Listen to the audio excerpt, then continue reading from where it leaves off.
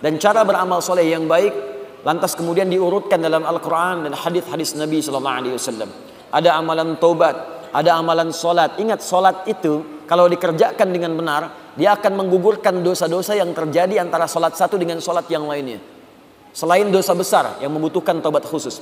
Itu nanti ada di hadis Muslim nomor hadis 233. Nabi menyampaikan as-salawat ila as-salawat, al-jumu'atu ila al-jumu'ah, wa ramadan ila ramadan, kafaratun bainahunna, kafaratun lima bainahunna. Awas hati-hati, malam takunil kabair.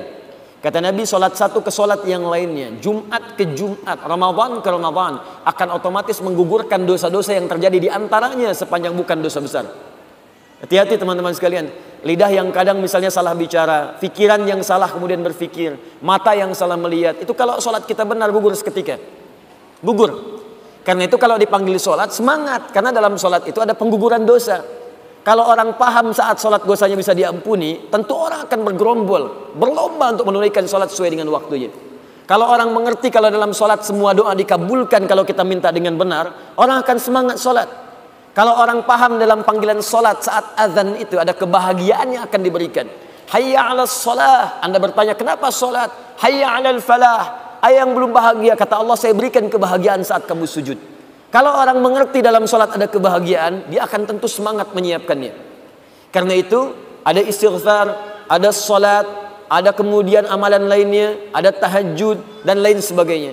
Tapi di antara sekian amalan itu ada sebagiannya yang diistimewakan oleh Al-Quran, bahkan langsung disebutkan dalam lisan Nabi Sallallahu Alaihi Wasallam, seperti tercantum dalam hadis riwayat Al-Bukhari yang memuji satu amalan lewat lisan Nabi Sallallahu Alaihi Wasallam.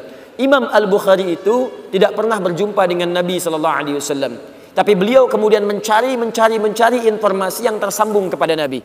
Maka beliau pernah mendapatkan informasi dari seorang bernama Hajjaj bin Minhal. Hajjaj mendapatkan informasi dari Syu'bah. Syu'bah mendapat informasi dari Alqamah ibnu Marthad. Alqamah ibnu Marthad mendapat informasi dari Sa'ad bin Ubaidah. Sa'ad bin Ubaidah mendapat informasi dari Abu Abdurrahman As-Sulami. Abu Abdurrahman As-Sulami mendapat informasi dari Uthman bin Affan. Uthman bin Affan radhiyallahu ta'ala anhu. Juga dari sahabat Ali bin Abi Thalib karamahullahu wajhah. Dari Nabi sallallahu alaihi wasallam. Apa yang disampaikan oleh Nabi sallallahu alaihi wasallam? Perhatikan kalimatnya. Awas, saking pentingnya kalimat ini, kita mesti memahami dengan baik dan fokus ke dalamnya. Khairukum man ta'allama al-Qur'ana wa 'allamah. Khairukum, bila ada orang baik di antara manusia, maka kata Nabi, yang paling baik di antara kalian itu man ta'allama al-Qur'an, siapa yang mampu dan mau belajar Al-Qur'an. Dan kalimatnya menggunakan man, ismun mausulun ala fardiyatil 'amiyah. Huruf sambung yang menunjuk kepada objek, kadang-kadang subjek, dan dia menunjuk kepada sifat personal, tapi tanpa batas. Fardiyah 'amiyah. Dia personal tapi sifatnya luas.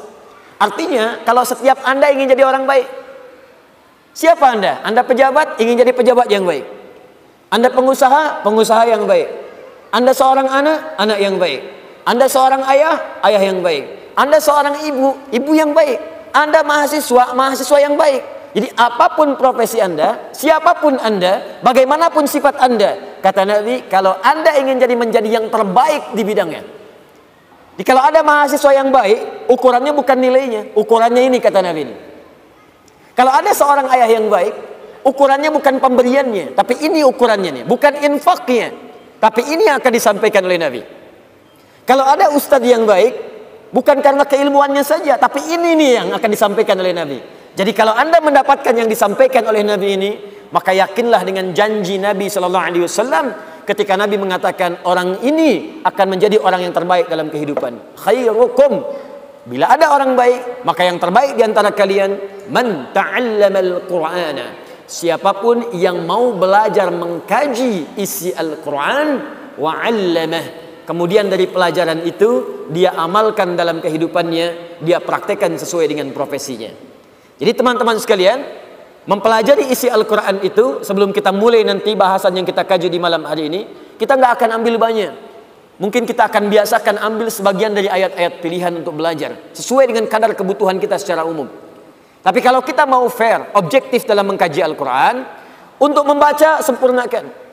Untuk menghafal, sempurnakan. Al-Fatihah sampai An-Nas. Tapi untuk mengamalkan isinya, ada dua jalan yang bisa ditempuh. Awas. Pertama kata Abu Abdurrahman As-Sulami yang meriwayatkan hadis ini, akhadtul Qur'ana an qaumin. Saya itu belajar Al-Quran dari sekelompok kaum, sekelompok orang. Maksudnya generasi sahabat ridwanullah alaihim. Bagaimana cara belajarnya?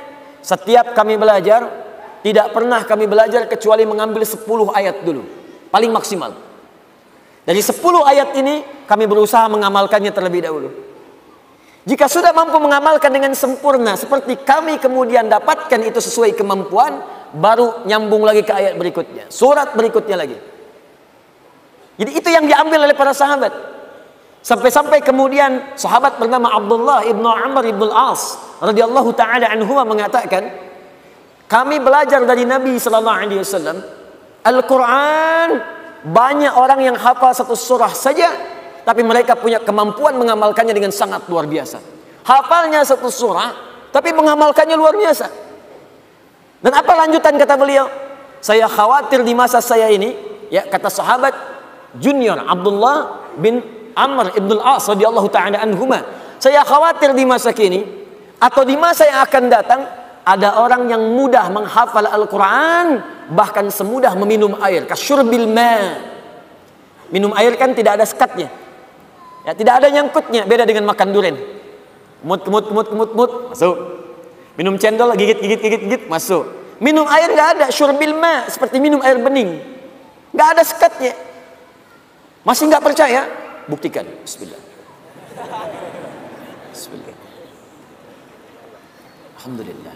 Tidak ada sekatnya. Langsung masuk. Ada orang yang menghafal Quran, itu seperti minum air, langsung cepat masuk. Tapi dia kesulitan dalam mengamalkannya.